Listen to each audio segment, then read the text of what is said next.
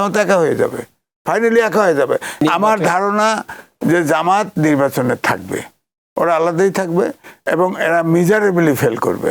এবং বিএনপি বলছে না জামাত ছাড়া সব দলের সাথে ইলেকশনে জোট হতে পারে, তখন ধারণা ধরেন এনসিপিকে সিট ছেড়ে দিল কিছু, তো জামাত এনসিপি বিরোধী দল হয়ে গেল, জামাত থার্ড পার্টি হয়ে গেল।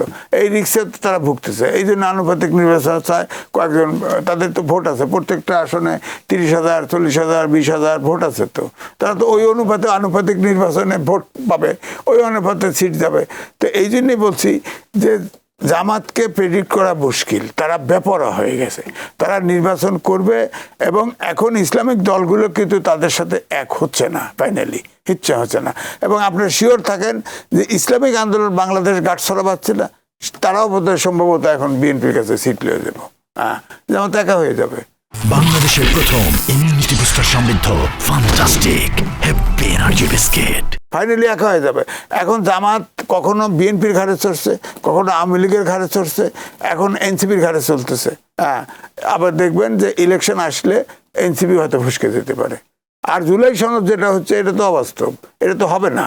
আর বিএনপি বাদ দিয়ে তো নির্বাচন হবে না, সুতরাং ইলেকশনে জনগণ আসলে শিডিউল ঘোষণা করবে। সিইসি তো বলছে যে আইনে যেটা নাই সেটা আমি করব না, তো করবে না। আর প্রধান উপদেষ্টা বলছে যতটুকু সংস্কার হয় ততটুকু নিয়ে আমরা ইলেকশনে যাব, তার প্রতিশ্রুতি রাখতে হবে।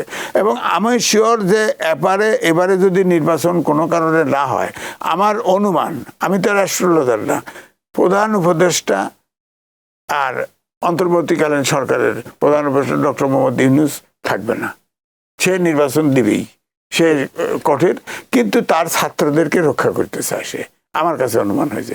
রক্ষা না করতে পারলেও সে ইলেকশন দিয়ে চলে যাবে।